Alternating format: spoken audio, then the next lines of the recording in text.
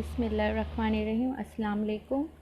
My English book, Standard 7. Today's lesson in class of their own, part 1. We are a class of 60 girls and boys, and we are all friends.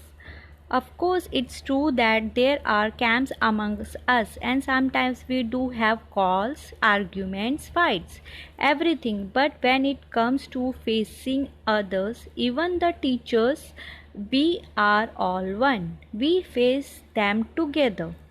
If you see a whole class being made to make 3 rounds of the school ground or copy 100 lines from the book as a punishment, it is most probably us. But we do not tell tales about anyone, girl or boy. We take the punishment as a class.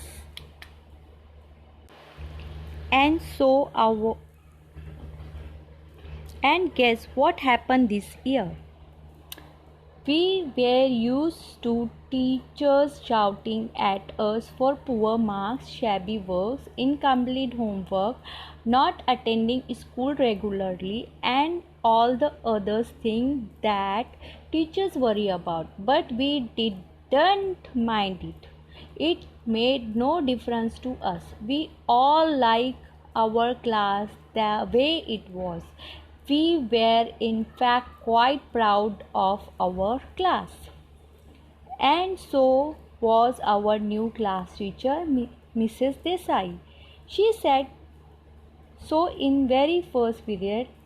She said, I have heard about you people from your last year's teachers, and I am proud of you. Unity is very important quality and you must always maintain it. I am very happy to be your class teacher. Did you notice